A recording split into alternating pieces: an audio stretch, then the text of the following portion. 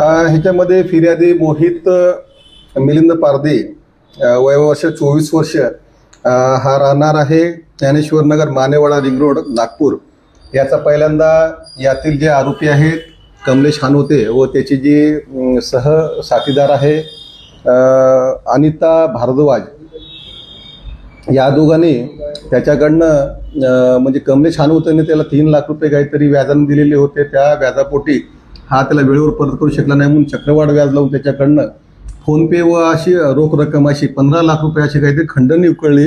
त्याला दम देऊन वगैरे त्याला बाबा तू जर रक्कम दिली नाही तर तुझ्या घरच्यांना सांगतो किंवा जीव मारा ठार मारणे धमकी वगैरे दिलेली आहे.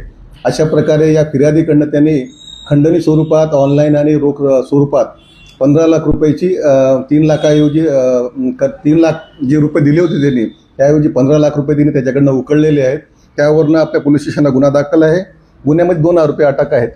गुन्ह्याचा तपास API प्रदीप फोळगे हे करीत आहेत आणि गुन्ह्याचा तपास सध्याला ते पोलीस कस्टडी रिमांडमध्ये असल्यानं गुन्ह्याचा तपास चालू आहे. पकडलेले जे आरोपी आहेत ह्याच्यामध्ये आरोपी एक आहे तो कमलेश गणपतराव हानोते, राहणार APF ऑफिसच्या पाठीमागे, आणि दुसरी जी आरोपी आहे ती अनिता पुरणलाल भारद्वाज. असे 2 आरोपी अटक केलेले आहेत आणि गुन्ह्याचा तपास चालू आहे.